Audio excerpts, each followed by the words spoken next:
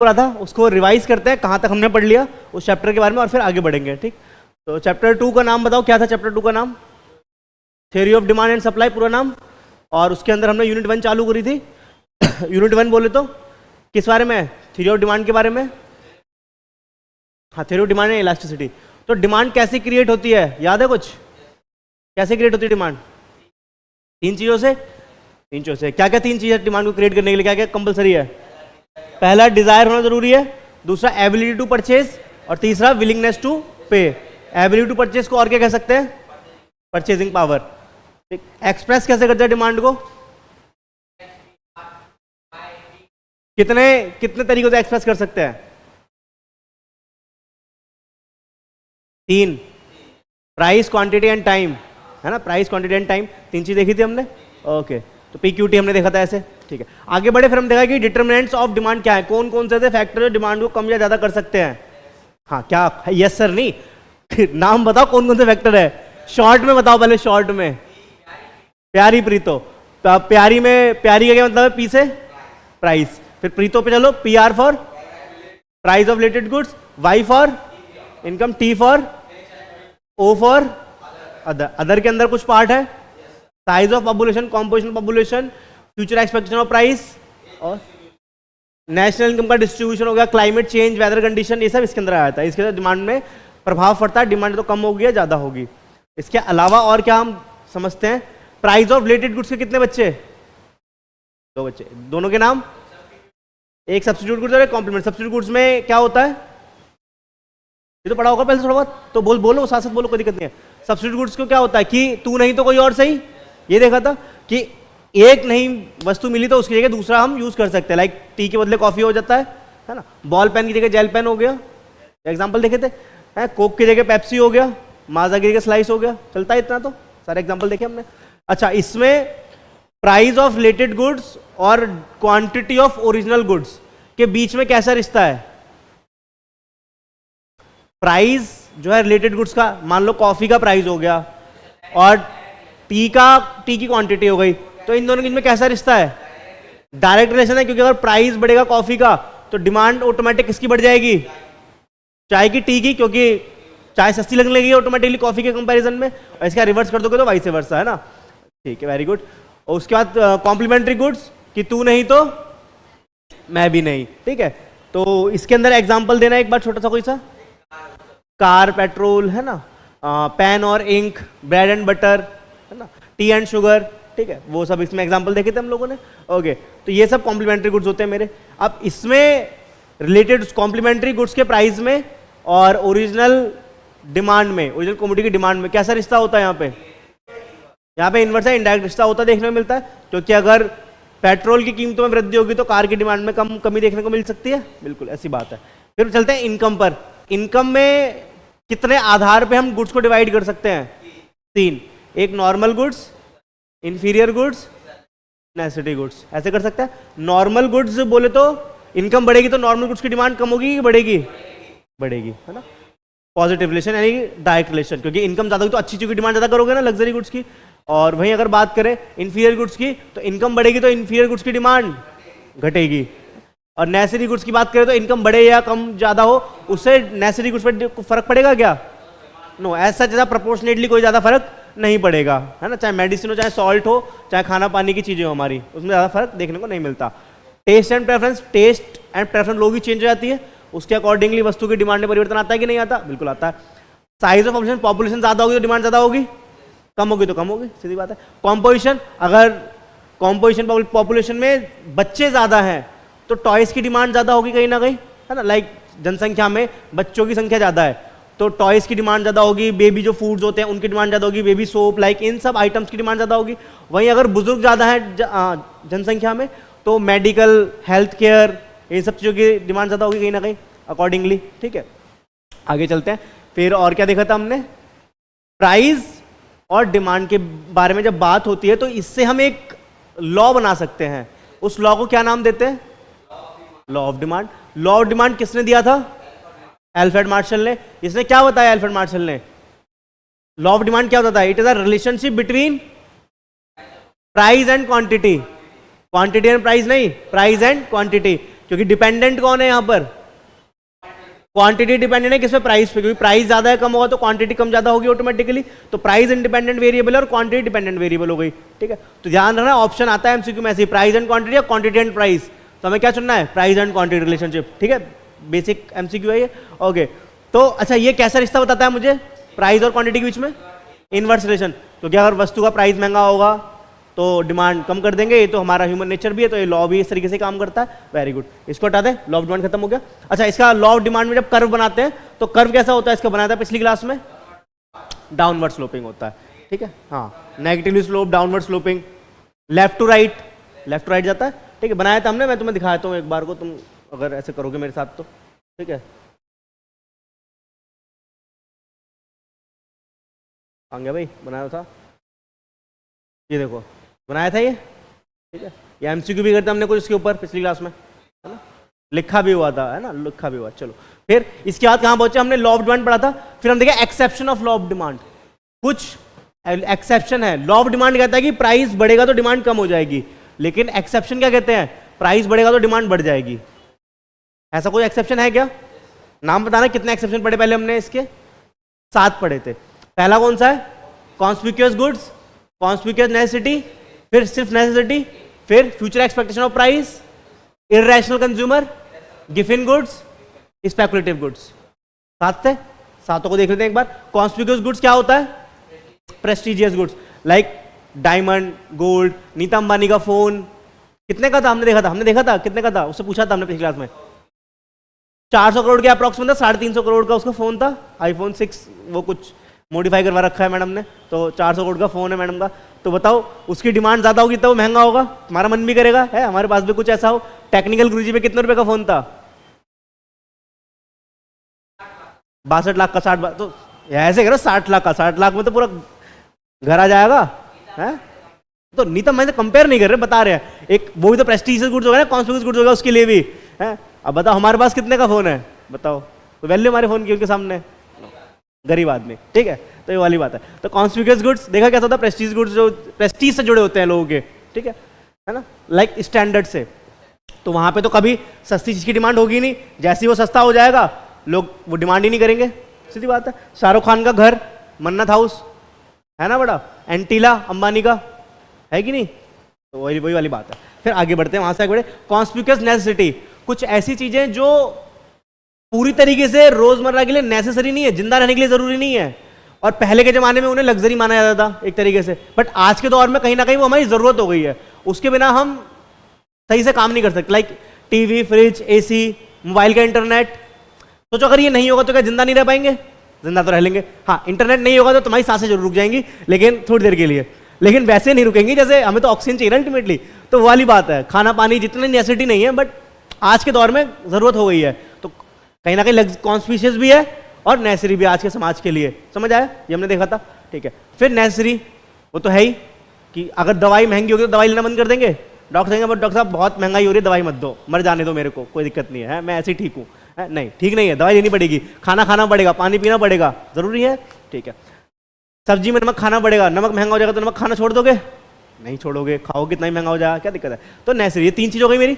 फिर future expectation of price, जिसमें क्या होता है कि अगर लग रहा है कि फ्यूचर में किसी वस्तु के प्राइस बढ़ने वाले हैं तो उसकी डिमांड हम बढ़ा देंगे, तो लॉ ऑफ डिमांड तो फॉलो हुआ ही नहीं, क्योंकि लॉ ऑफ डिमांड कहता है कि प्राइस बढ़ेगा तो डिमांड कम कर देंगे, हमें दिख रहा है प्राइस बढ़ रहा है तो हम डिमांड और कर रहे हैं, आज ही कर देंगे ना उसके, फ्यूचर में महंगा हो जाए तो हम कह रहे हैं आज ही खरीद लो, तो लॉ ऑफ डिमांड वायलेट हो गया यहाँ पे भी, तो 4 पॉइंट हो गए मेरे। गिवन गुड्स के बारे में बात कर लेते हैं, गिवन गुड्स किसने दिया था, सर रॉबर्ट गिवन ने, ये कहाँ का व्यक्ति था, स्कॉटिश इकोनॉमिस्ट था, ये स्कॉटलैंड का था, इसने कौन से देश के या किन वर्करों को ऑब्जर्व करा था, ब्रिटिश वर्कर को ऑब्जर्व करा था, इसने क्या देखा था, किन 2 वस्तुओं के बीच में इसने रिलेशन निकाला था, ब्रेड एंड मीट के बीच में, ठीक है, वहां पर जब इसने क्या देखा कि ब्रेड की कीमतों में वृद्धि हो रही है, तो जो मजदूर लोग हैं, वर्कर, ब्रिटिश वर्कर, उन्होंने ब्रेड की क्वांटिटी और बढ़ा दी। ऐसा क्यों आता है, पूरी हमने साइकिल देखी थी, सर्कल देखा था पूरा, तुम्हें दिखा दी जाएगा दोबारा से, टेंशन मत लो उस चीज की, ठीक है, तो वो पूरा सर्कल देखा था कैसे हुआ था, क्या वो सारी कैसे काम करती है सारी चीजें वो, ठीक है। उसके बाद कहाँ आगे बढ़े हम लोग, फिर कौन सा पॉइंट था, स्पेकुलेटिव गुड्स, लगता है कि शेयर मार्केट में किसी शेयर के दाम बढ़ने वाले हैं या बढ़ रहे हैं तो खरीद लेते हैं, लगता है रिलायंस के शेयर और बढ़ेंगे तो बढ़ते बढ़ते और खरीद लिए हमने बीच में, लेकिन जब प्राइस बढ़ता है तो हमें तो कम करनी चाहिए ना, तो और खरीद रहे हैं, गलत बात है। तो वाली बात है। एक पॉइंट कौन सा रह गया? Irrational behaviour. हाँ, कि हमारे कंज्यूमर को समझ ही नहीं है, ना समझ कंज्यूमर है। तुम लोग गए थे ना सब्जी खरीदने, तुम खुशी खुशी महंगा सामान सस्ते में ले आए तो अपने हिसाब से, घर पे आके मम्मी ने बताया बेटा ये तो 10 रुपए का आता तो 50-40 रुपए का ले आया जा करके है, तो पता चला बाद में लुट के आ गए, तो कोई कंडीशन नहीं पता मार्केट की, ये वाली बात है। क्लियर है? इतना ही पढ़ा था हमने बस। हाँ, मतलब डिमांड क्या है, पूरी बात हो गई। लॉ ऑफ डिमांड मेरा पूरा हो गया, एक्सेप्शन हो गया, ठीक है। हाँ, अब इसके बीच में एक टॉपिक आता है, ये रहा, rational of law of demand, ठीक है। Rational of law of demand, ये क्या कहता है? Rational of law of demand, इसको मैं हटा दूं।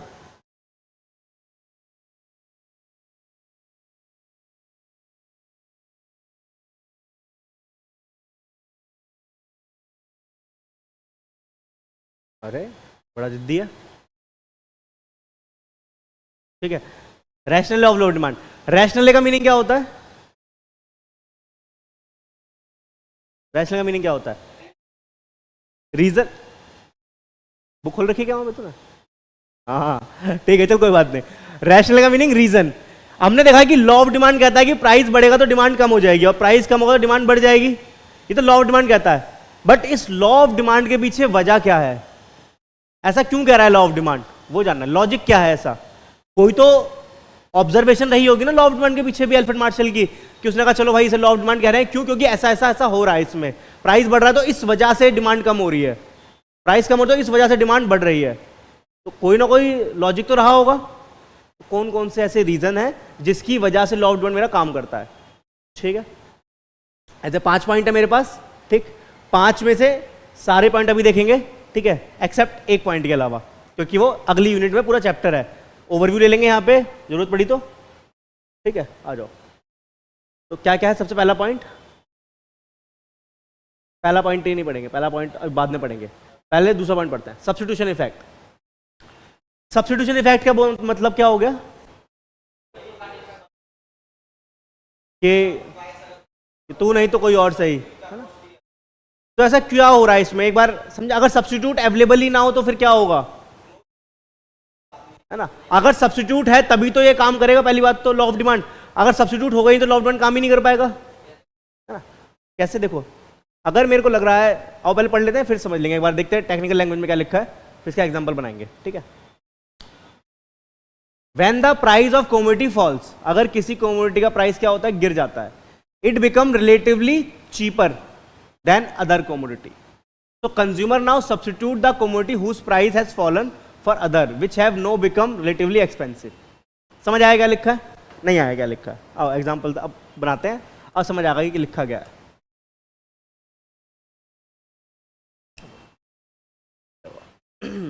टी और कॉफी की बात कर लें फिलहाल के लिए, ठीक है। सब्स्टिट्यूट है,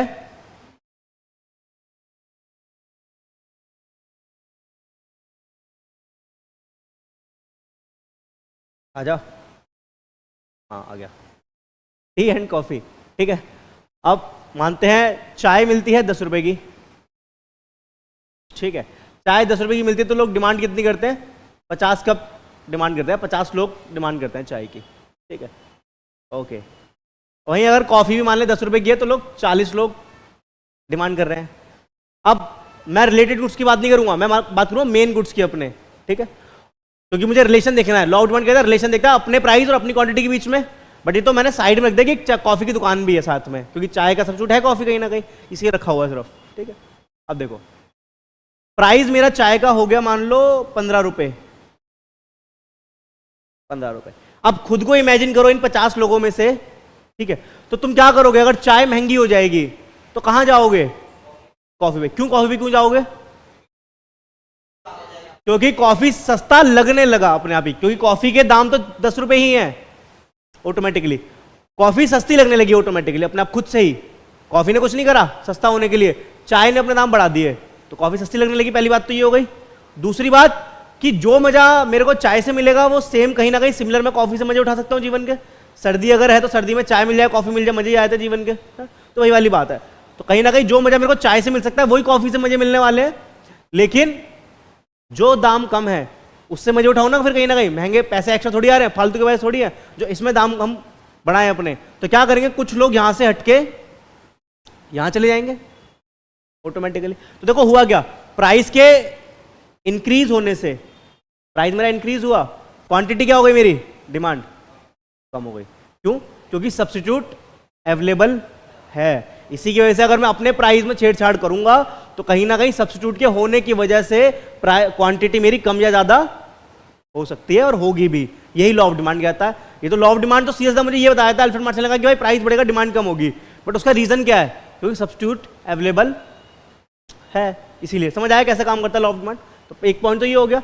अब दोबारा पढ़ते हैं, अब देखते हैं अब समझ आता है कि नहीं आता। ठीक है, कहां गया भाई, ये रहा। अब रीड करेंगे एक बार फिर से, ठीक है। When the price of commodity falls, इसने फॉल्स का लिया, हमने इंक्रीज का लिया था, क्या दिक्कत है। When the price of commodity falls, it become relatively cheaper than other commodities। ठीक है, अगर इसको इसी एग्जांपल को मैं इसके ऐसा बना दूं, अगर 2 मिनट के लिए, अगर मैं चाय के दाम में और कमी कर दूं, ठीक है, अगर मैं चाय के दाम में क्या कर दूं, और कमी कर दूं, क्या कर दूं, चाय के दाम में 10 की जगह 5 कर दूं, तो चाय तो सस्ती हो गई ऑटोमेटिकली। और तो जो लोग कॉफी पीते थे वो भी कहां पे आ जाएंगे, अब चाय पे आ जाएंगे। तो मान लेते हैं चाय कितने की हो गई, 80 लोग, 80 हो गए यहाँ पे, और यहाँ पे कितने हो गए, 10 हो गए। ठीक है, तो देखो है ही 10 की, तो क्या हो गया, लोग यहाँ पे आ गए ना, प्राइस कम हुआ तो डिमांड बढ़ गई ऑटोमेटिकली। तो लॉ ऑफ डिमांड कहता है प्राइस कम होगा डिमांड बढ़ जाएगी, सिंपल सीधी बात है। अब second point, so consumer now substitute the commodity whose price has fallen for other commodity which have now become relatively expensive. क्या हुआ, चाय के दाम कम होने से वो सस्ती लगने लगी, तो जो लोग कॉफी पी रहे थे उनको कॉफी महंगी लगने लगी ऑटोमेटिकली। तो कॉफी से हट के कहां पे जाएंगे, चाय पे आ जाएंगे। तो ये कॉफी महंगी है, चाय सस्ती है, यही बात यहां पे लिखे है। एक बार खुद से भी रीड करके देखो, क्या समझ आता है क्या जो लिखा हुआ है।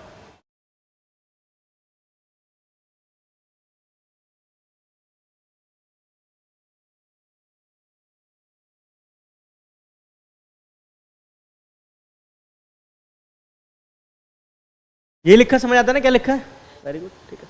तो therefore total demand for the commodity whose price has fallen increase. तो total demand for commodity whose price has fallen increase, तो जिस कमोडिटी के प्राइस कम हुए हैं उसकी डिमांड क्या हो जाएगी, इंक्रीज हो जाएगी, बस।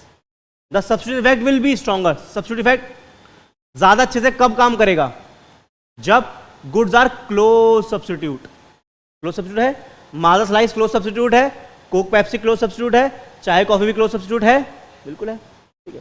There is a lower cost of switching to the substitute goods.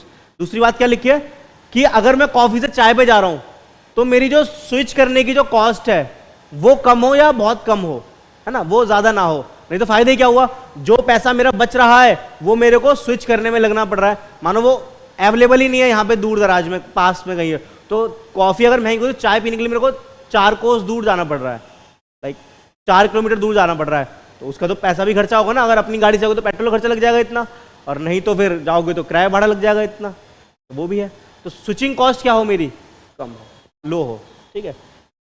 There is a lower inconvenience while switching to the substitute goods. और क्या हो, इनकन्वीनियंस कम हो, आसानी से अवेलेबिलिटी हो। ऐसा नहीं कि भाई दिल्ली में कोई चाय वाला है, कॉफी वाला है ही नहीं, फिर क्या करेंगे, फिर दूसरे स्टेट जाएंगे चाय पीने, हैं एमबी चाय वाले के पास जाएंगे फिर चाय पीने के लिए, है, ठीक है, तो दिक्कत हो जाएगी। तो ये वाली बात है, ठीक है। पहला पॉइंट समझ आया, तो इसका सेकंड पॉइंट हमारा पहला पॉइंट क्लियर, सब्स्टिट्यूशन इफेक्ट की वजह से लॉ ऑफ डिमांड काम करता है। सेकंड बात करें, इनकम इफेक्ट। यहां पर क्या बात कहना चाहता है ये, इनकम इफेक्ट में क्या हो रहा है, देखो अगर मैं कहूं, मैं कुछ ढूंढ लूं, पहले कुछ मिल जाए मेरे को तो मजा आ जाए, है क्या कुछ,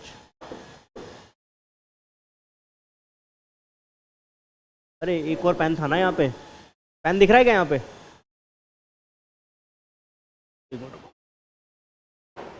चलो ठीक है, हाँ जी। तो ये 2 पेन है मेरे पास, ठीक है, अभी दूसरे पेन का यूज करेंगे, ठीक है। मानो मेरी इनकम कितनी है, 100 रुपये इनकम है मेरी इनकम कितनी है, 100 रुपीज, 100 रुपीज की मेरी इनकम है, ठीक है। और ये जो पेन आता है ये आता है 100 रुपये का है, ठीक है। तो मान लो कि मैं कुछ और नहीं कर रहा हूँ, मैं सिर्फ ये पेन ही खरीदता हूँ, ठीक है। तो मेरी इनकम 100 रुपये की है और इस पेन का प्राइस कितना है, ₹100। तो मैं कितने पेन खरीद सकता हूँ? एक ही पेन खरीद सकता हूँ, ठीक है। अब एक दूसरा काम करते हैं, इनकम मेरी कांस्टेंट है, क्योंकि लॉ ऑफ डिमांड क्या कहता है, जब लॉ ऑफ डिमांड की बात करें तो other things remain constant, other चीजों में कोई चेंज नहीं होगा, नहीं इनकम में कोई चेंज नहीं है। मानो ये पेन सस्ता हो गया, ये पेन कितने का हो गया? सस्ता हो गया। ये पेन ₹50 का हो गया। ओ, तो जरा समझ के देखना, क्या मेरी इनकम बढ़ गई क्या? वैसे इनकम नहीं बढ़ी, बट क्या मेरी रियल इनकम बढ़ गई क्या? जो मेरे पास पहले ₹0 बचते थे एक पेन खरीदने के बाद, अब ₹50 अगर पेन होगा तो मैं ₹50 एक्स्ट्रा बचे हैं कि नहीं बचे? तो मेरे पास सेविंग है कि नहीं है? सेविंग की तो क्या इनकम है ना कहीं। जो पहले मैं ₹0 की सेविंग हो रही थी, अब मैं ₹50 की सेविंग है कहीं ना कहीं। तो कहीं ना कहीं अब मैं क्या कर सकता हूं, मैं अब ज्यादा पेन खरीद सकता हूं, 2 पेन खरीद सकता हूं। तो प्राइस के कम होने से क्या होता है, मेरी जो इनकम होती है वो इनकम मेरी, रियल इनकम मेरी बढ़ जाती है, वास्तविक इनकम बढ़ जाती है, क्योंकि मेरे पास सेविंग बचनी चालू हो जाती है। तो उससे मैं क्वांटिटी बढ़ा सकता हूं। क्लियर है ये वाली बात? ये वाली बात यहाँ इस पॉइंट में लिखी है, तो समझने की कोशिश करते हैं, ठीक है। क्योंकि मेरी परचेजिंग पावर बढ़ जाएगी ना, एबिलिटी बढ़ गई मेरी परचेज करने की। आओ जी देखते हैं।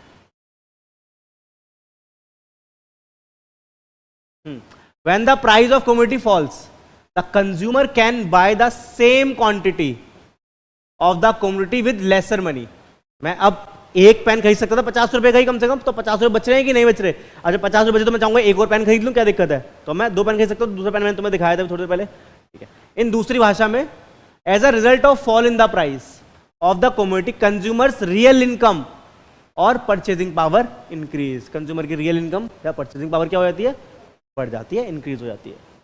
This increase in the real income includes him to buy more of that commodity. पूरा एग्जांपल में कवर हो गया कि जब इनकम बढ़ गई तो वो ज्यादा क्वांटिटी खरीद सकता है एक से, ठीक है। हाँ, अब एक लास्ट वाली बात है, इंपॉर्टेंट है, ये एमसीक्यू में पूछ सकता है, तो ये पता होना चाहिए बस। क्या मैंने अभी इससे पहले क्या पढ़ा? सब्स्टिट्यूशन इफेक्ट पढ़ा, फिर क्या पढ़ा? इनकम इफेक्ट, ठीक है। और सब्स्टिट्यूशन इफेक्ट और इनकम इफेक्ट को अगर जोड़ दूं तो मुझे एक अल्टीमेट इफेक्ट देखने को मिलता है। उस इफेक्ट का नाम क्या होता है? प्राइस इफेक्ट, ठीक है। बस ये एक लाइन याद रखनी है मेरे को, जो यहां लिखी है, income effect and substitution effect is together. अगर हम इन दोनों को साथ में लेकर के चले अपने जीवन में तो क्या बोल सकते हैं? Price effect. क्लियर है ये वाली बात? ठीक है, बस तो आगे चलते हैं। ये तो हो गए पॉइंट्स, मेरे 2 पॉइंट हो गए। अब एक बढ़िया पॉइंट की बात करेंगे। और लॉ ऑफ डिमांड कब काम करता है?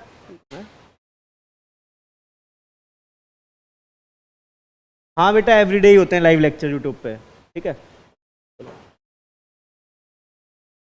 अब क्या होगा, लॉ ऑफ डिमांड कब काम करेगा?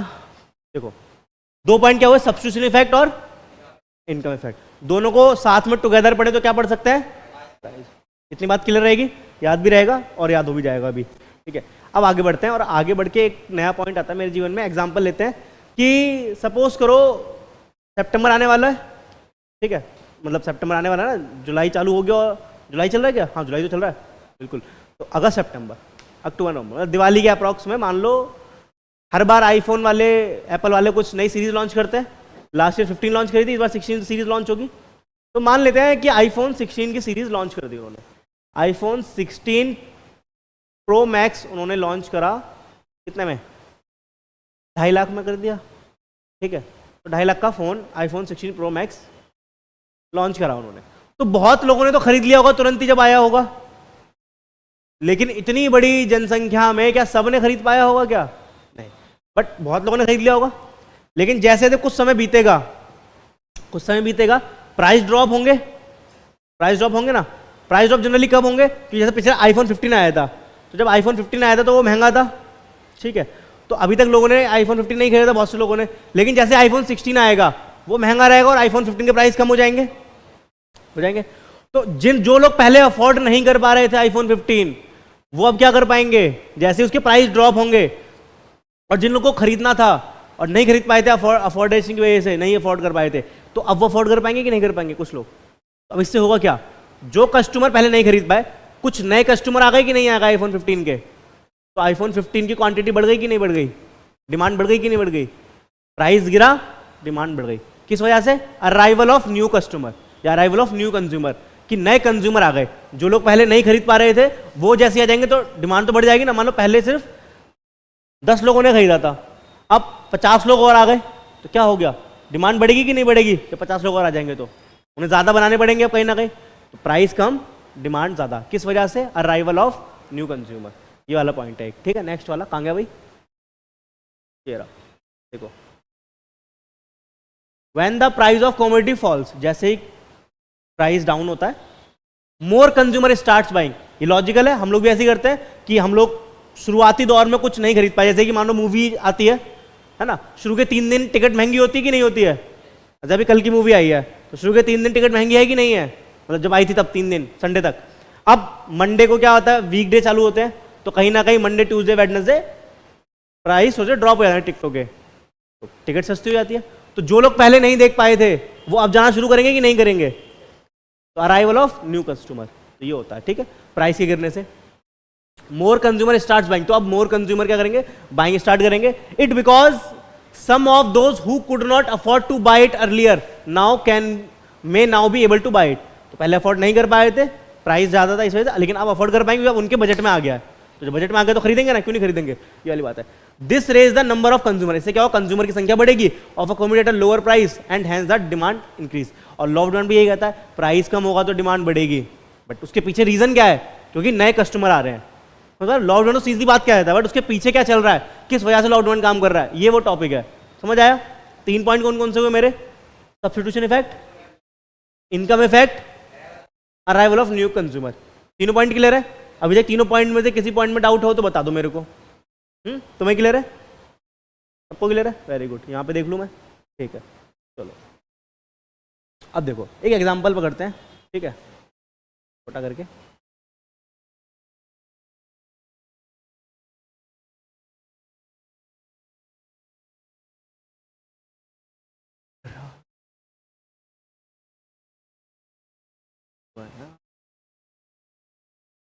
अब मैं तुमसे थोड़ा सा वार्तालाप करना चाहूँगा और तुम्हारी नॉलेज से मैं ये एग्जांपल बनाऊंगा, ठीक है।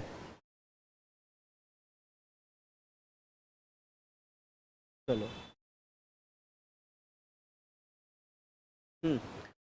एग्जांपल लेते हैं मिल्क का, ठीक है। तो देखो मिल्क कितने रुपए लीटर है अभी? Do you know randomly? 60 70? 60 है? नहीं महंगा हो गया अब तो। 68? देखा, ये देख, ये होता है क्लास में महिलाओं के होने से, ठीक है, एग्जैक्ट अमाउंट पता चलती है, ठीक है। Very good. 68 70 मान लेते हैं अपनी कैलकुलेशन इजी के लिए, क्योंकि वो भी हो ही जाएगा 2-4 दिन बाद, है ना, कि जिस तरीके से हालात है हमारे, ठीक है। क्या नहीं, कंपैरिजन तो कर रहे ही ना उनसे, तो अच्छा है ना। कंपैरिजन करना है तो अच्छे देश से नहीं करेंगे अपना कंपैरिजन, पाकिस्तान से कंपेयर क्या ही करना है यार, पाकिस्तान कंपैरिजन वाला देश है, ठीक है। अपना लेवल इतना ही मत गिराओ कि उससे कंपेयर करना पड़े, ठीक है ना। आओ मिल्क की बात करते हैं, 70 रुपये लीटर मान लेते हैं फिलहाल के लिए, ठीक है। 70 रुपये लीटर मिल्क आता है, 1 लीटर। अब 1 लीटर अगर मिल्क आ रहा है तो इससे क्या क्या हो जाएगा, क्या कर सकते हैं? सिर्फ चाय बनेगी, मान लो कि 3-4 बार चाय बन जाएगी। मानो चाय बना ली तुमने और रात को तुम सिर्फ ड्रिंक करके सो गए, ड्रिंक करके सो गए मतलब मिल्क ड्रिंक करके सो गए, ठीक है। वो खुश हो गया, मिल्क ड्रिंक करके सो गए भाई, इतना ही हो पाएगा। 2 बार चाय बन जाएगी, 1 बार और 1-1.5-1-2 ग्लास दूध पी लोगे, बस खत्म, इतना। लेकिन जस्ट इमेजिन क्या होता है, अभी 70 रुपये तुम खाली 1 लीटर की डिमांड कर रहे हो, ठीक है। अब इमेजिन करो, हाइपोथेटिकल, अगर यही 10 रुपये लीटर हो जाए,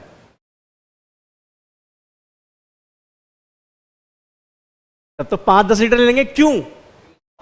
क्योंकि उसके बहुत सारे यूज है। बताओ इससे क्या क्या कर सकते हो? ये 2 काम तो करोगे ही करोगे, है ना। इसके अलावा और क्या कर सकते हैं हम? दही बना लेंगे, पनीर बना के खाएंगे, आइसक्रीम बना के खाएंगे, गर्मी का मौसम है, और कुछ मिल्क शेक भी बनाएंगे। अब तो क्या बात है, कोल्ड कॉफी भी बनाएगा। अच्छा ले, तो कोल्ड कॉफी भी बना। अरे मिठाई बच गई यार, अभी तो पूरी की पूरी हमारी, बिना मिठाई के तो मजा ही नहीं आएगा। आओ जरा इसको पहले हटाएं। जगह बनाते हैं लिखने के लिए। हाँ, मिठाई बनाएंगे, ठीक है, आओ मिठाई बनाए, स्वीट्स बन जाएगी।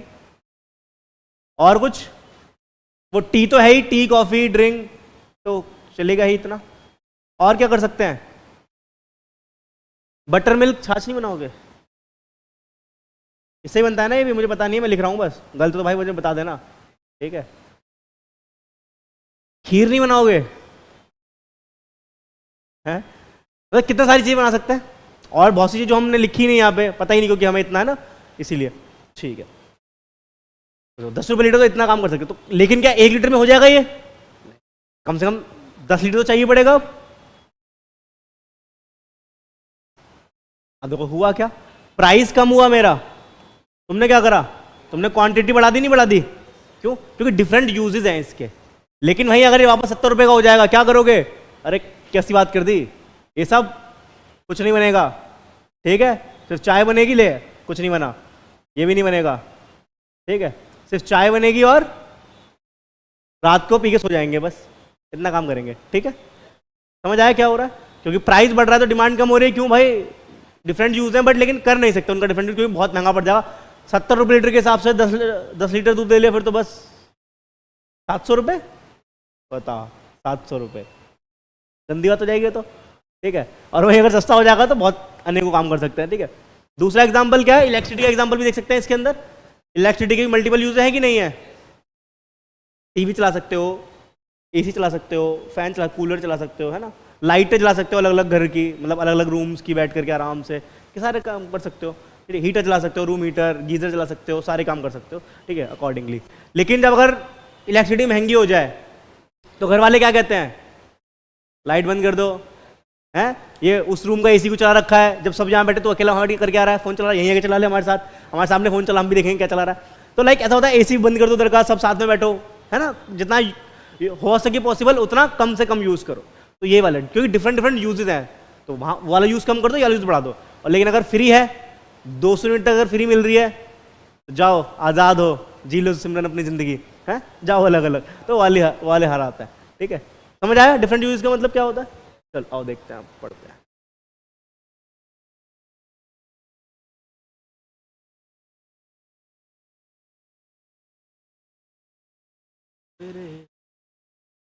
ये डिफरेंट यूज पढ़ो अब, ठीक है। Certain communities have multiple uses, तो बहुत सी कम्युनिटी इनके मल्टीपल यूज होते हैं। If there price fall they will B use for varied purpose, और उनका प्राइस कम हो जाएगा तो वो बहुत सारे पर्पस के लिए फुलफिल होंगे। And therefore demand for such communities will increase, तो उसकी इंक्रीज करने पर डिमांड, तुमने कहा तुम कितना चीज बनाना चाहते हो मिल्क से, तो ज्यादा चाहिए पड़ेगी क्वांटिटी में। On the other hand when the price of such community are high they will be put to limited use only. Example के तौर पे लिख सकते हो, यहाँ पे एग्जाम्पल लिख लो चाहो तो, इस वाले के अंदर डिफरेंट यूज के अंदर।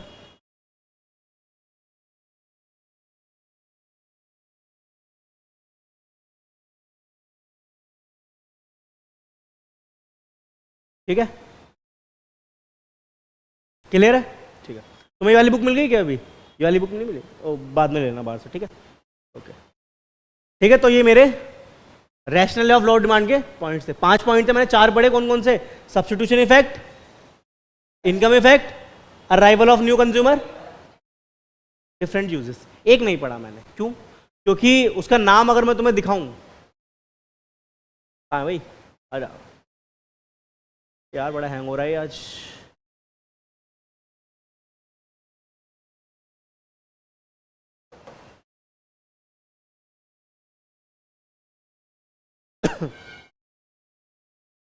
हाँ, सबसे ऊपर कौन सा वाला है? Law of diminishing marginal utility. ये क्यों नहीं पढ़ा मैंने अभी? क्योंकि जो मेरी यूनिट 2 है वो पूरी इसी चैप्टर के ऊपर है, मतलब इसी पॉइंट के ऊपर पूरा चैप्टर कह सकते हो एक तरीके से दे रखा है, पूरी यूनिट है। तो इसको जब वहीं मैं अच्छे से पढ़ लूँ तो यहाँ तो ऑटोमेटिकली खत्म हो ही जाएगा, है, ठीक है, ये वाली बात है, क्लियर है। तो इसको मैं वहीं पे लेके चलूंगा। हालांकि मतलब क्या है इसका, कि जैसे जैसे हम क्वांटिटी ज़्यादा कंज्यूम करते हैं वैसे वैसे हमारा सेटिस्फेक्शन लेवल कम होने लगता है। तो कहीं ना कहीं हम पहले वाला प्राइस नहीं देंगे उसको खरीदने के लिए ज़्यादा क्वांटिटी, तो हम कब देंगे उसको? जब प्राइस कम होगा तभी हम ज़्यादा क्वांटिटी खरीदेंगे, और प्राइस ज़्यादा होगा तो कम खरीदेंगे, ये कहता है, और वहाँ पे पूरे चैप्टर में यही पढ़ना है मेरे को घोट घोट के, तो वहीं पढ़ेंगे ज़्यादा डीप में, इसको ले आकर के अभी छोड़ सकते हैं इसको। ठीक है, क्लियर है वाली बात? आगे चलें क्या? ठीक है, अब देखो अब कौन सा टॉपिक बचता है मेरे इस चैप्टर में।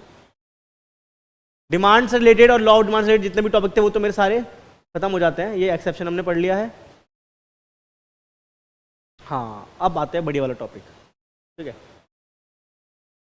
अब इसकी मेरे को बिल्कुल भी जरूरत नहीं है अभी, जब तक मैं यहाँ पे लिख रहा हूँ। Not responding, not responding, not responding. ठीक है,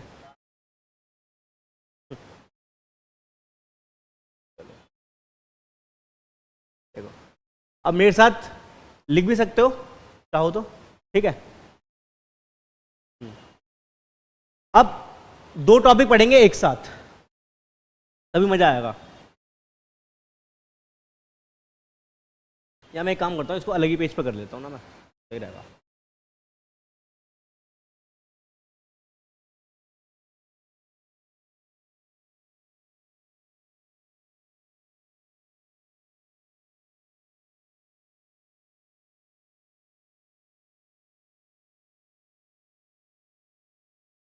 अलग ही पेज पर करते हैं।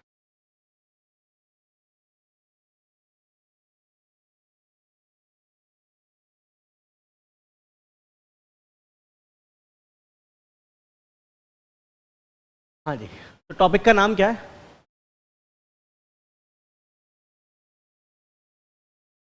चेंज इन क्वांटिटी डिमांडेड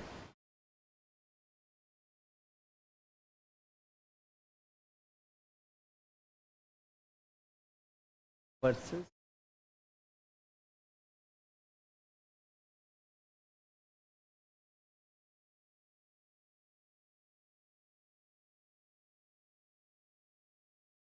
ठीक, ये वाली बात है।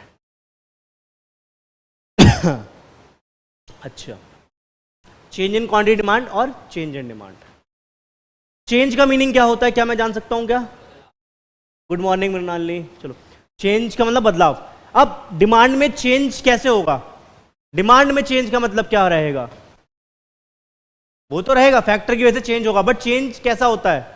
चेंज से क्या होगा? डिमांड या तो बढ़ेगी या घटेगी, तो दो तरीका चेंज होगा ना, या तो हाँ, या तो डिमांड ज्यादा हो जाएगी या कम हो जाएगी। सेम सेम चीज यहां पे होगी, सेम चीज यहां पे होगी। क्लियर है? या तो डिमांड ज्यादा होगी, इंक्रीज होगी, या डिक्रीज होगी, इतनी सी बात है। चेंज दो तरीके का देखने को मिलेगा मेरे को, तो दो पार्ट कर लेंगे इस बात पे।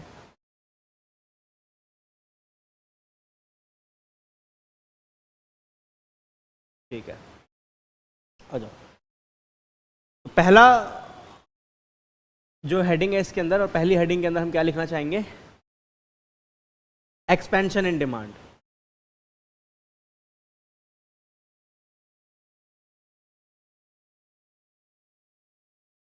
एक्सपेंशन इन क्वांटिटी डिमांडेड, या एक्सपेंशन ही लिख देते हैं फिलहाल के लिए, बाकी सब तो ऊपर लिखा ही हुआ है। ठीक है, तो एक्सपेंशन कब होता है? अभी लिख लो, इसको समझेंगे बाद में, क्योंकि लिख लिया ना तो फिर तो, क्योंकि हाँ, when price false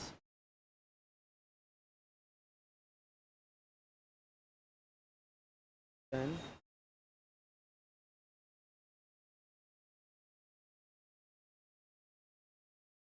quantity demanded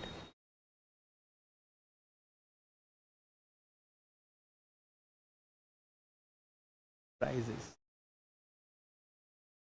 ठीक है, इतनी सी बात है। और ये कब होता है? इधर क्या है? इधर क्या आएगा? कंट्रैक्शन।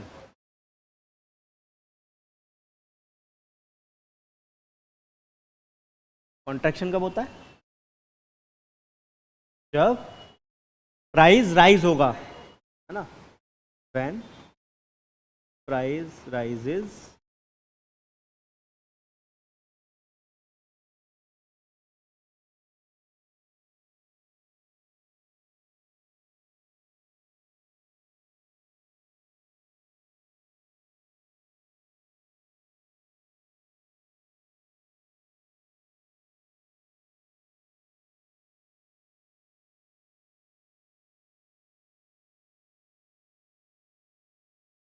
ठीक है,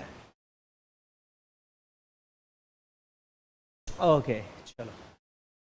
अब मजे की बात क्या है, देखो हमारे पास डिटरमिनेंट ऑफ डिमांड के अलग अलग फैक्टर हैं कि जो डिमांड को प्रभावित करते हैं। प्राइस है, प्राइस रिलेटेड गुड्स है, इनकम है, टेस्ट है, preference, other, size, population, future expectation, वो बहुत सारे प्राइस हैं, बहुत सारे डिटरमिनेंट हैं। उनमें से जब बात होती है प्राइस की सिर्फ, अगर प्राइस की वजह से डिमांड कम या ज़्यादा हो रही है तो या तो एक्सपेंशन होगा या कॉन्ट्रैक्शन होगा। उसको क्या बोलते हैं, प्राइस की वजह से होता है तो quantity demanded, change in quantity demanded. ठीक है, ये कब होता है, प्राइस की वजह से चेंज होता है। और प्राइस अगर कम होगा तो ऑटोमेटिक डिमांड मेरी बढ़ेगी, ये तो पता है, लॉ भी यही कहता है। तो अगर प्राइस गिर रहा है और क्वांटिटी मेरी क्या हो रही है, इंक्रीज हो रही है, क्वांटिटी क्या हो रही है, राइज हो रही है, तो इसको बोलते हैं एक्सपेंशन। ठीक है, इसका अगर कर्व बना के देखें, एक बार ग्राफ बनाओ क्या साथ साथ इसका, और ग्राफ बना के देखते हैं।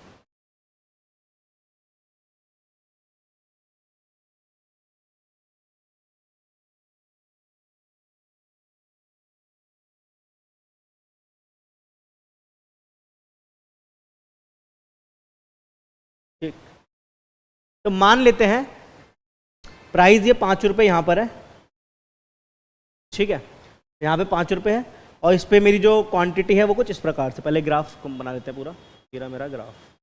ठीक है, ये रहा डिमांड का ग्राफ।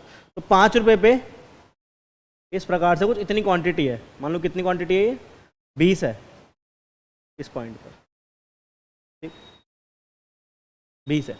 अब एक्सपेंशन क्या कहता है, प्राइस कम होगा, 5 से प्राइस कम हो गया, 5 से कम कितना आ जाएगा, नीचे आ जाएगा प्राइस, 5 से मान लो 2 हो गया। ठीक है, अब 2 में कहाँ टच कर रहा है, ये थोड़ा आगे की तरफ टच करेगा ना, यहाँ पे, तो क्वांटिटी जो है वो 20 से ज़्यादा ही रहेगी। 20 से ज़्यादा कितनी कर लें, 30 कर लें क्या, कितने भी कर सकते हैं, तो कितनी हो गई 30, तो हम यहाँ से यहाँ चले गए। ठीक है, तो प्राइस कम हुआ और डिमांड मेरी आगे बढ़ गई। अब कर्व में देखो, इम्पोर्टेंट क्वेश्चन यहाँ से आएगा, जो अब आगे बात बताने वाला हूँ, क्वेश्चन यहाँ से बनता है। ठीक है, तो एक्सपेंशन में मेरा पहले ग्राफ यहाँ पर था, पहले ये था ना ग्राफ, उसके बाद अब नया वाला ग्राफ कहाँ पे है, यहाँ पे है।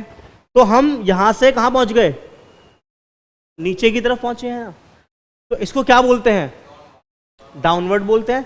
तो क्या हम डाउनवर्ड आगे की तरफ गए हैं या शिफ्ट हुए हैं, दो वर्ड हैं, एक तो मूवमेंट होती है और एक शिफ्ट होता है।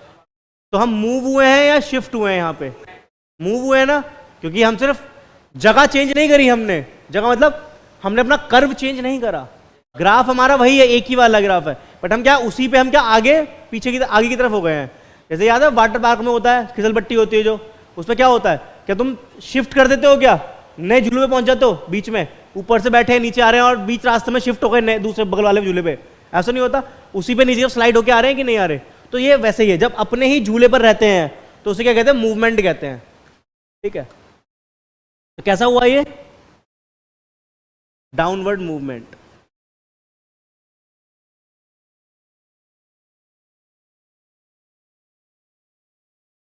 डाउनवर्ड मूवमेंट कहें इसे, या फिर राइट वर्ड भी तो कह सकता हूं मैं, ये राइट साइड है तो राइट वर्ड आगे चल रहा है तो राइट वर्ड मूवमेंट है ये। ठीक है, या फिर राइट वर्ड बोल दें।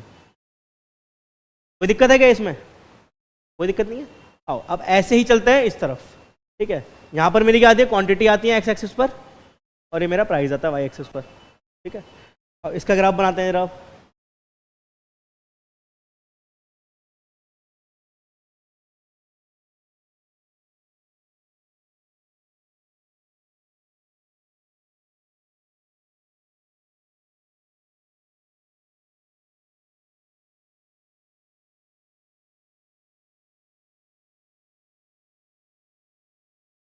रहा ग्राफ। ठीक है, तो सेम रखते हैं फिगर, ये 5 रुपये हैं, 5 रुपये कितनी क्वांटिटी हम बेचते हैं, 20।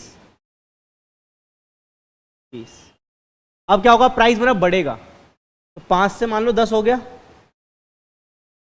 10 हो गया, तो कहाँ यहाँ कहीं टच कर रहा है ये, तो डिमांड जो है वो 20 से कम हो जाएगी। कितनी रखे, 10 ही रख लें क्या, 10 चलो 10 रख लो, क्या दिक्कत है, 10 हो गया। प्राइस अप हुआ और क्वांटिटी मेरी कम हो गई, यही तो ये कह रहा है, प्राइस राइज होगा और डिमांड क्या हो जाएगी मेरी, फॉल हो जाएगी, क्वांटिटी डिमांडेड, है ना। अब देखो पहले हम लोग यहां पर थे, पहले हम लोग यहां पर थे, अब यहां पर आ गए, तो ग्राफ हमारा कैसा हुआ है, अपवर्ड मूवमेंट या लेफ्टवर्ड मूवमेंट, है ना, कुछ भी बोल सकते हैं, तो अपवर्ड या लेफ्टवर्ड मूवमेंट, ठीक है।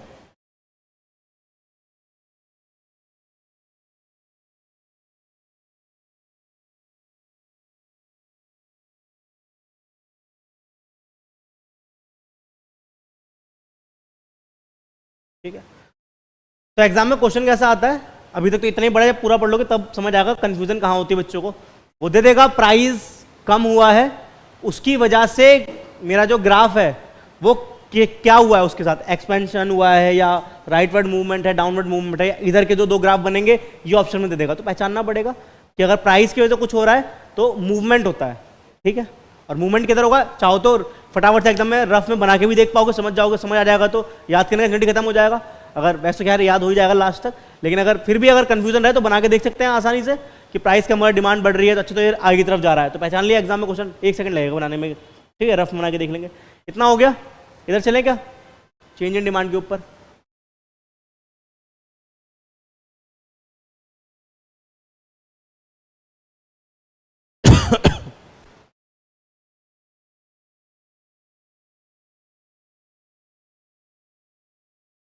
अब चेंज इन डिमांड में क्या होगा, या तो डिमांड मेरी क्या होगी, इंक्रीज होगी, या क्या होगी, डिक्रीज होगी। क्लियर, इंक्रीज होगी या ओके। इंक्रीज कब होगी, किसकी वजह से होगी यहां पे इंक्रीज या डिक्रीज, प्राइस के अलावा अदर फैक्टर की वजह से, है ना। तो इसको कैसे लिखेंगे, इसको ऐसे लिखेंगे, व्हेन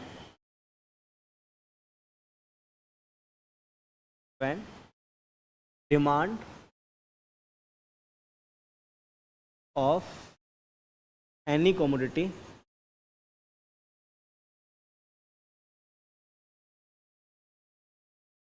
rises due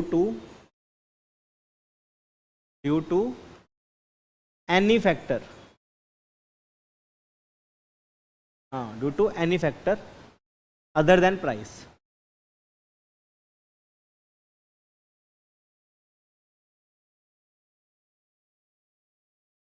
ठीक है, क्लियर, बस ये वाली बात है, और क्या। इसका ग्राफ बनाएंगे क्या अब की बार, चलो देखते हैं।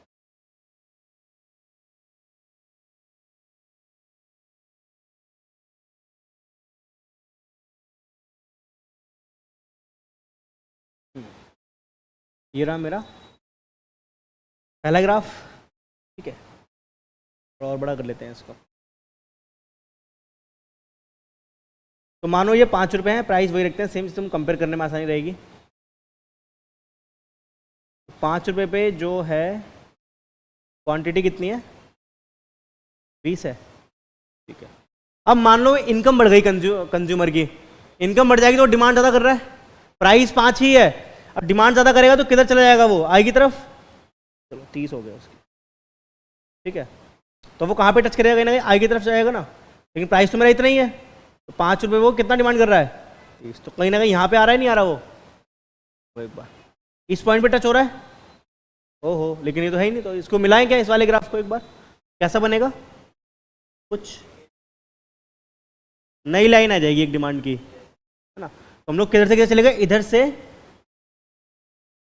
हाँ, यहाँ पे क्या हुआ है, यहाँ हम शिफ्ट हुए, यहाँ पे हमने झूला ही चेंज कर दिया अपना, ठीक है। इसे क्या बोलते हैं, राइटवर्ड शिफ्ट। अब एमसीक्यू में क्या होता है, rightward movement, leftward movement, rightward shift, leftward shift, तो शब्दों में घुमाता है एग्जाम में बस। और प्राइस कांस्टेंट है मेरा, प्राइस तो चेंज हुआ ही नहीं है, ये वाली बात है, ओके। राइटवर्ड शिफ्ट हो गया, वेरी गुड,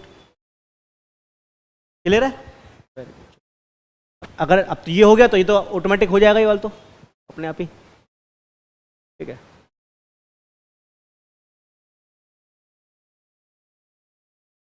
चलो अब इधर चलते हैं थोड़ा सा और।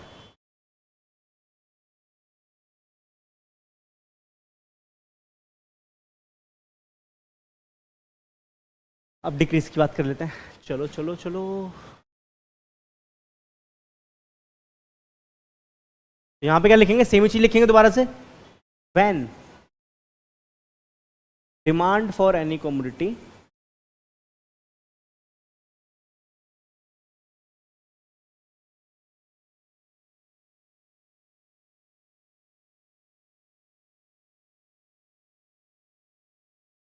False due to any factor,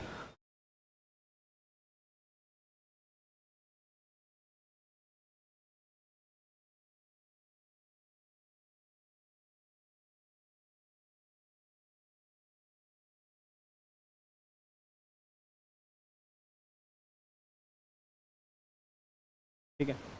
बस आओ ग्राफ बना के देखें इसका कैसा लगता है।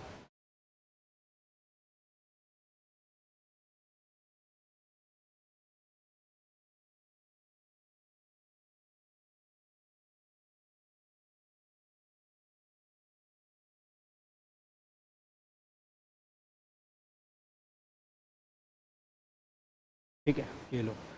तो 5 रुपये पे ये रहा 20 रुपये के हिसाब से। अब क्या हुआ भाई के साथ, यहाँ पे क्या हुआ था, डिमांड बढ़ गई थी, ठीक है। यहाँ भी क्या होगा, डिमांड कम हो जाएगी यहाँ पे।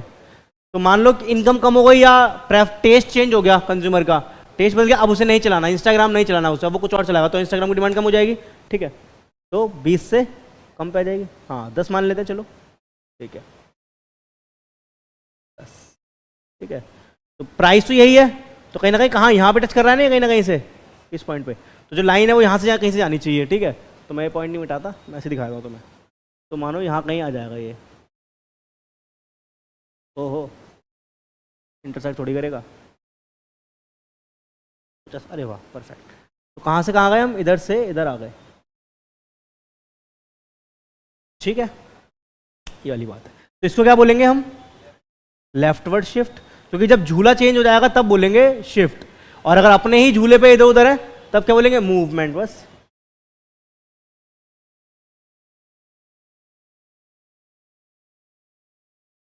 और क्या याद रखना है इसके अंदर, कि जो इंक्रीज डिक्रीज होता है वो किसकी वजह से होता है, किसकी वजह से होता है, रीजन क्या है, प्राइस के अलावा अदर फैक्टर।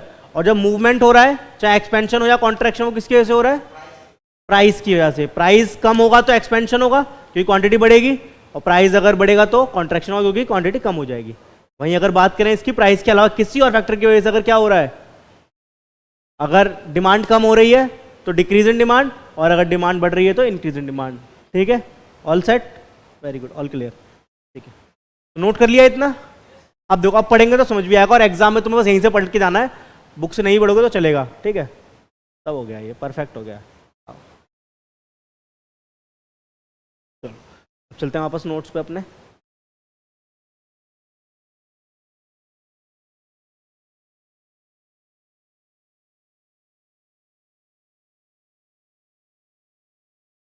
हाँ कहाँ था पॉइंट, अब देखो, अब देखिएगा बढ़िया करके।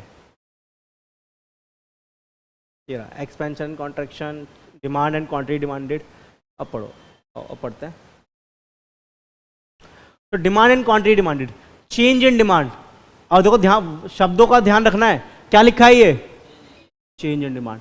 चेंज इन डिमांड का मतलब क्या होता है, शिफ्ट होगा या प्राइस के अलावा अदर फैक्टर की वजह से इंक्रीज डिक्रीज होगा। जब चेंज इन डिमांड लिखा है तो इंक्रीज डिक्रीज की बात करते हैं, और जब चेंज इन क्वांटिटी डिमांड लिखा है तब बात करते हैं किसकी, एक्सपेंशन कॉन्ट्रैक्शन की। क्लियर है, ये वाली बात ध्यान रखनी साथ साथ ही, ठीक है।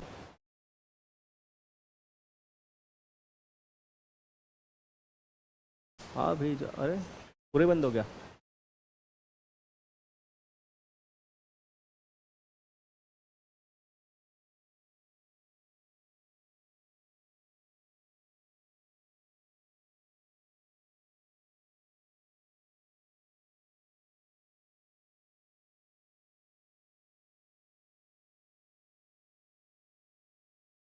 अभी जा, अभी जा, हाँ समझ आया क्या बात करते हैं हम। चेंज इन डिमांड लिखा होता है तो एक्सपेंड, ओ इंक्रीज डिक्रीज, और चेंज इन क्वांटिटी डिमांड लिखा होता है तो एक्सपेंशन कॉन्ट्रैक्शन। अब चेंज इन डिमांड पढ़ते हैं पहले। Change in demand due to the factors other than price, किसके अलावा? Other than price. हमने जो लिखा है वही वाली बात है। Change in quantity demand means change in quantity purchase due to change in the price. ठीक है, क्लियर रहेगी वाली बात। अब एक बात बताओ, जो लॉ ऑफ डिमांड बात करता है वो किसके बारे में बात करता है? चेंज इन डिमांड के बारे में, चेंज इन क्वांटिटी डिमांड के बारे में? क्योंकि वहां पे प्राइस और डिमांड का रिलेशन है, इसलिए वो भी किसकी बात करता है? क्वांटिटी डिमांड की। ठीक है, तो कहीं ना कहीं वहां भी एक्सपेंशन कॉन्ट्रैक्शन देखने को मिल सकता है मेरे को, ध्यान रखने वाली बात। ठीक है, अब एक्सपेंशन कॉन्ट्रैक्शन पढ़ते हैं फटाफट से। एक्सपेंशन या कॉन्ट्रैक्शन किसकी वजह से होगा? अब जो लिखा है वो रिपीटिशन है। Change in price while the other factor influencing demand remain constant. उसके प्राइस के अलावा अदर फैक्टर क्या रहेंगे? कांस्टेंट रहेंगे। जैसे वहां पे था ना, अदर फैक्टर चेंज हो तो प्राइस कांस्टेंट रहेगा, तो यहाँ पे भी अदर फैक्टर कांस्टेंट रहेंगे। आओ, अब मूवमेंट होगा यहाँ पे।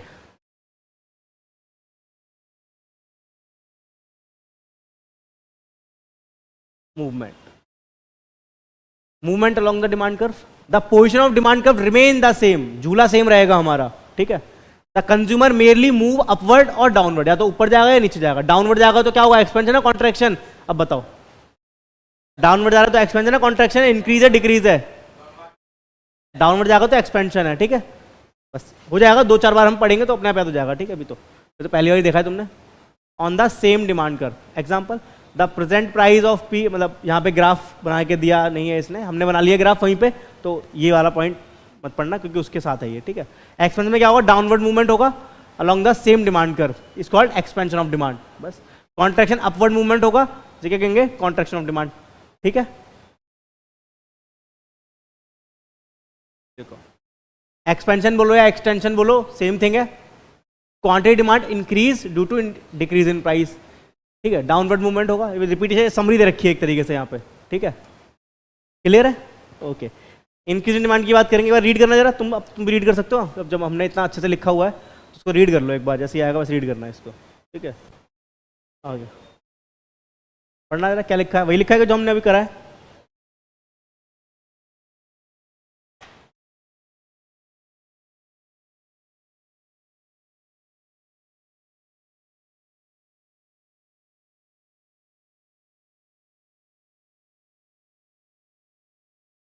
जाने नहीं देंगे तुझे, सेम वही चीज लिखी है।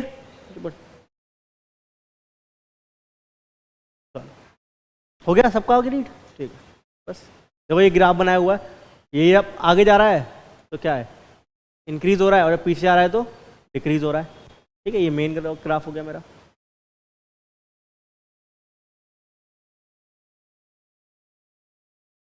अब एक काम और करना है, बस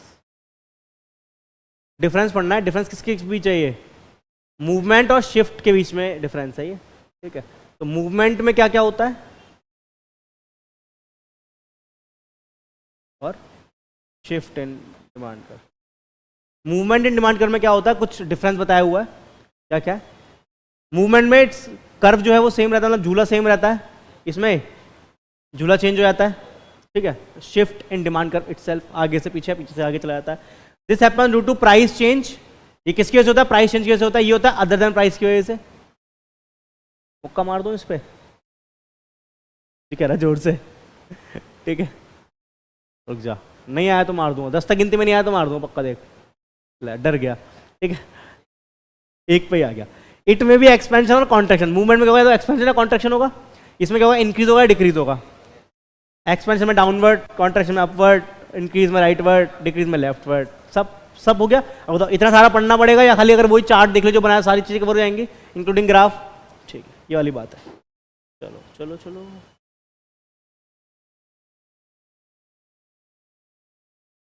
अब इस चैप्टर में बस आखिरी टॉपिक बचा है मेरा, मतलब इस यूनिट में आखिरी टॉपिक बचा है, इलास्टिसिटी वाला। ठीक है,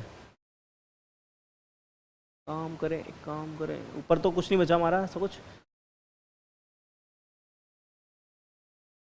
चलो मैं तुमसे फिर बातें कर लेता हूँ इलास्टिसिटी के ऊपर तक।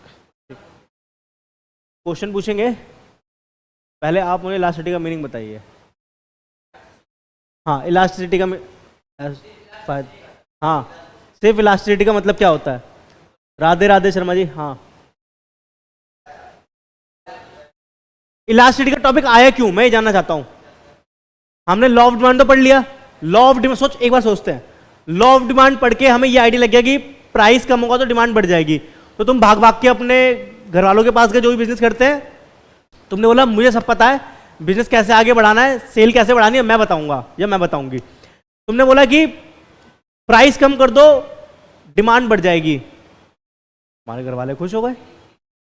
हाँ, अब जो बिजनेस करते हैं घर में, पापा, बड़ा भाई, जो भी रिश्तेदार हैं, उन्हें पूछा ठीक है बहुत पढ़ लिख गए हो बेटा तुम, आओ एक सवाल का जवाब दो कि तुम्हारे कहने पे मैं प्राइस कम तो कर दूं, बट ये तो बताओ कि कितनी डिमांड बढ़ेगी मेरी, कितनी क्वांटिटी बढ़ जाएंगी, और कितना प्राइस कम करूंगी कितनी क्वांटिटी बढ़ जाए, या कितना प्राइस बढ़ा दूंगी क्वांटिटी कम हो जाए।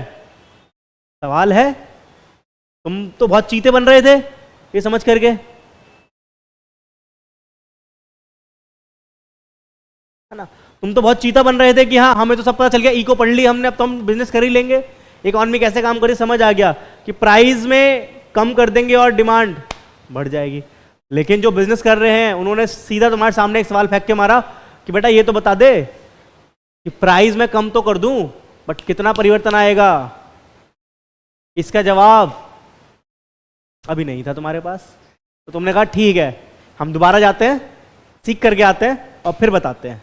ठीक है, उसके लिए क्या पढ़ना पड़ेगा मेरे को, एक टॉपिक पढ़ना पड़ेगा, इसका नाम क्या है, इलास्टिसिटी ऑफ डिमांड। लाइक मैं कितना प्राइस में चेंज करूं जिसकी वजह से मेरी डिमांड रिस्पॉन्ड करेगी, कितना रिस्पॉन्ड करेगी कितने प्राइस को कम करने से। तो इलास्टिसिटी क्या है, एक तरीके से रिस्पॉन्सिवनेस है, कितना रिस्पॉन्ड करेगी प्राइस में चेंज करने से। सेंसिटिविटी कितनी है, सेंसिटिविटी मतलब समझते हो क्या होता है, सेंसिटिव कितनी है, कि अगर मैंने प्राइस में 1 रुपया भी कम करा तो मेरी डिमांड कितनी बदल जाएगी। क्या मेरा प्रोडक्ट ऐसा है कि अगर मैंने 1 रुपया भी कम करा तो मेरी डिमांड बहुत ज्यादा बढ़ जाएगी, या अगर मैंने प्राइस में 1 रुपया बढ़ा भी दिया तो मेरी डिमांड पूरी खत्म हो जाएगी। ऐसा प्रोडक्ट हो सकता है, बिल्कुल हो सकता है। या फिर क्या ऐसा है कि मैं कितना भी चेंज करूं तो मेरे डिमांड में फर्क ही नहीं पड़ेगा, ऐसा ही प्रोडक्ट हो सकता है। तो ये पता तो चले पहले, उसी के आधार पे हम पता कर पाएंगे कि हमें प्राइस में कितना चेंज करना है, तभी हम देख पाएंगे कितना डिमांड में चेंज होगा। तो कहीं ना कहीं किसकी बात कर रहा है, फ्लेक्सिबिलिटी की।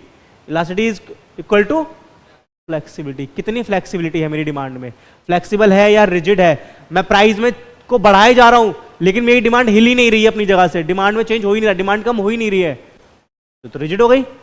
पता चले कि रिजिड है कि फ्लेक्सिबल है। या फिर मैंने 1 रुपया बढ़ा दिया, मेरी पूरी डिमांड खत्म हो गई, बहुत ज्यादा फ्लेक्सिबल थी डिमांड, बहुत ज्यादा हाईली सेंसिटिव थी, ऐसा हो सकता है। या मैंने 10 रुपये बढ़ाए, मेरी 10 यूनिट बढ़ी है खाली उसी के आधार पे, तो सेम हो गए अभी।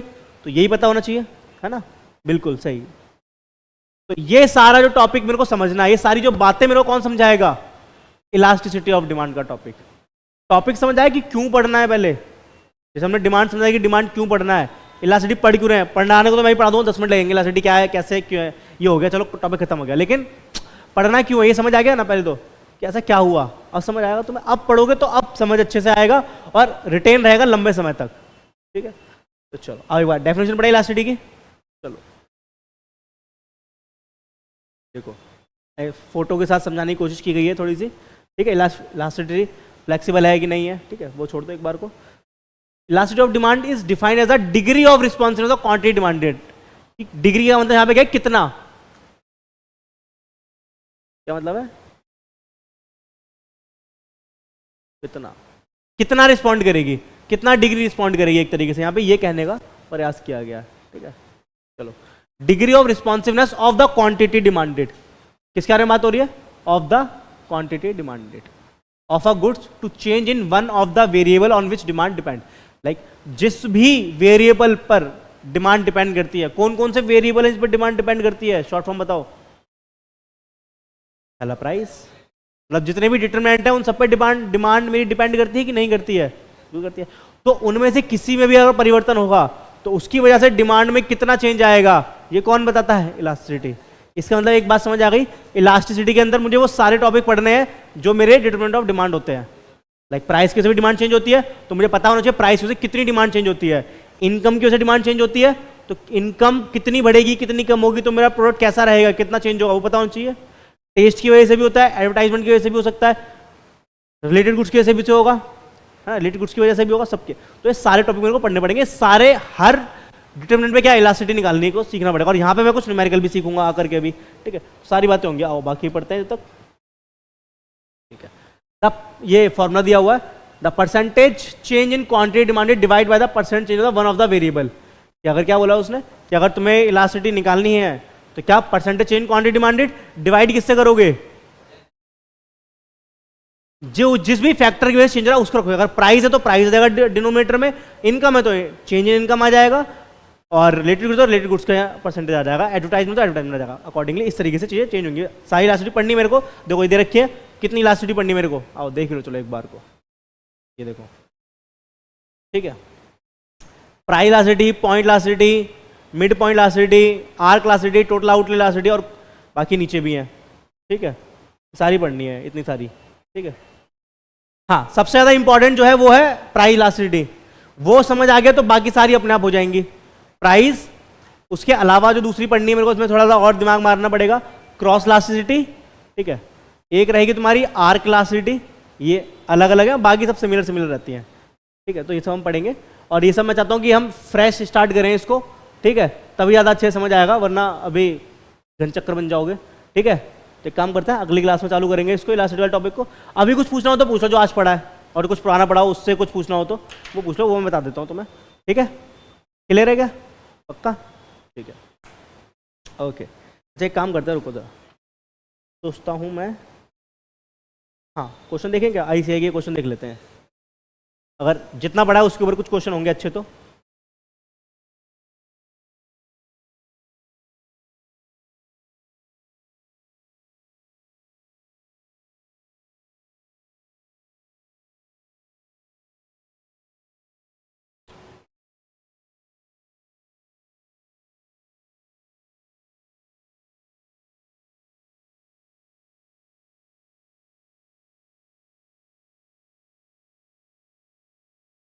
लो सेकंड क्वेश्चन ही पढ़ लो, अभी पढ़ा है,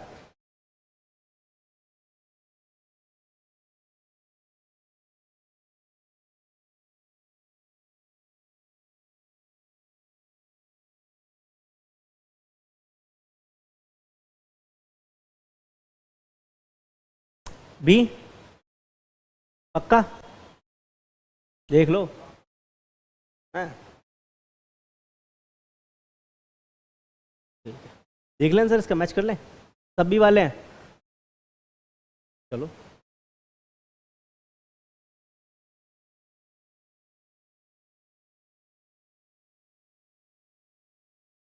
क्या होगा आंसर, दग दग हो रेला है, पक्का। गलत हुआ तो इनाम दोगे मेरे को, अच्छा गलत होगा तो मैं तुम्हें इनाम दूं, बस सही पे नहीं मांग रहा है इनाम, गलत पे मांग रहा है, वाह बेटा। अरे और भी हैं, 110 नहीं है, 7 करोड़, वेरी गुड।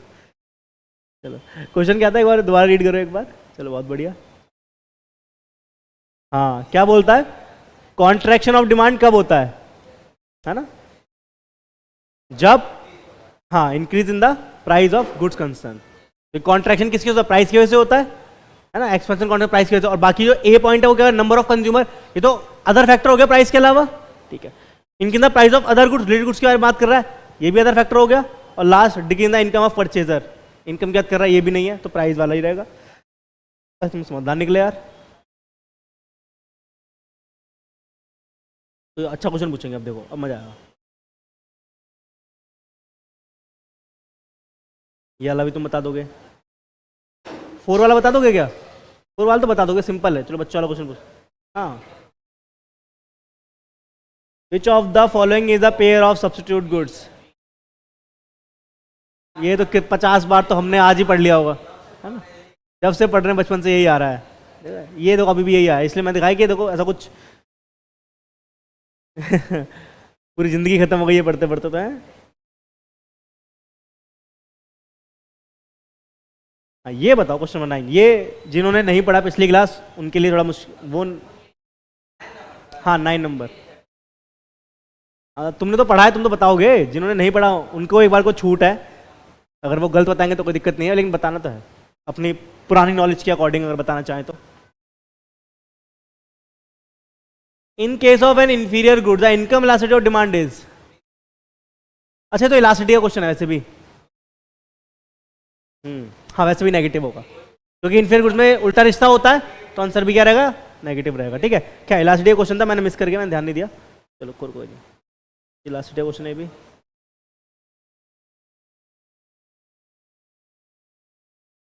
ये भी नहीं होगा अभी।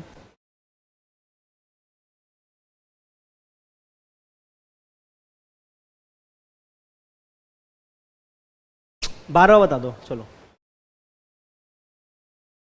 ये बता दोगे, सब बता दोगे ये तो। ला ला ला ला के फिर ये हंसी रात हो ना हो। हाँ,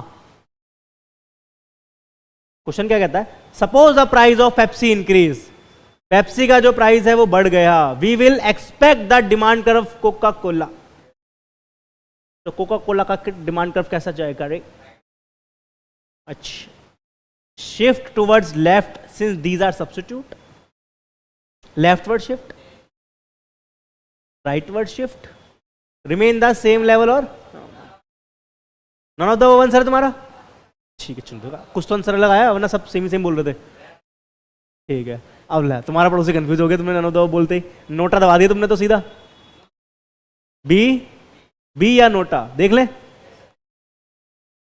देखा जाएगा, चलो फटाफट से देखते हैं। 12th आना ये, वैसे रीजन दोगे तुमने नन ऑफ द क्यों बोला है? हाँ पहले रीजन दे फिर आंसर दिखाऊंगा। रीजन क्या है?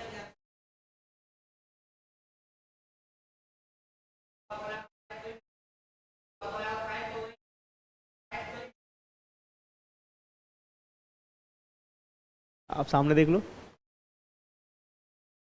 सब्स्टिट्यूट गुड्स है ना, रिलेटेड गुड्स है, तो अब वही तो टी और कॉफी का एग्जांपल लिया था ना हमने अभी।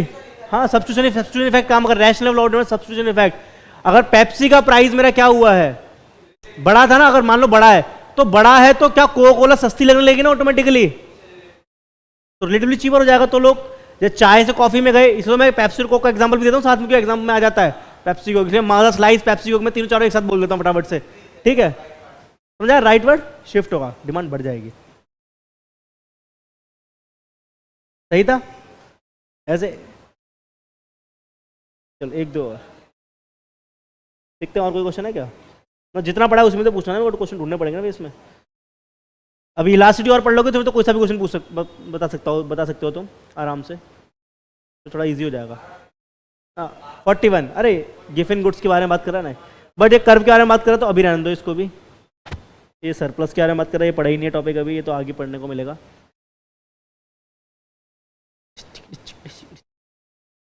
ये चैप्टर 2 के क्वेश्चन है ना कुछ यहाँ पे बीच में, मतलब यूनिट 2 के। हाँ ये बता सकते हो।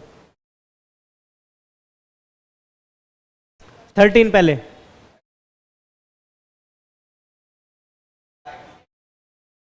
इजी है, प्रीतों में, प्यारी प्रीतों में तो आता ही नहीं हमारा क्वांटिटी सप्लाई, बस। अब 14 बता दो एक बार।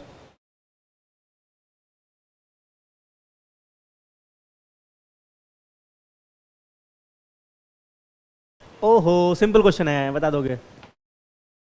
14 ABCD ऑप्शन बताओ, ABCD, A B C या D, क्या लगता है दोस्त? अरे तक सोच रहे हो? सी, मैडम का सी सही है। क्या बोल रहा क्वेश्चन पर, रीड कर देता हूं मैं एक बार। Movement along the demand curve for soft drink, अब आगे कुछ भी नाम लिखा हो, जब बात आ गई है मूवमेंट की, तो मूवमेंट किसकी वजह से होता है? क्वांटिटी डिमांडेड की वजह से, इनकी डिक्रीज और चेंज इन डिमांड की वजह से होता है, तो ये ऑप्शन तो पहले हट गए। और चेंज इन डिमांड कहाँ गया मेरा? ये भी नहीं होता मूवमेंट में, इन पता है क्या, चेंज इन क्वांटिटी डिमांड, और यही होता है ना। एलमिस मेथड लगा लो या कैसे भी कर लो, क्लियर है? चलो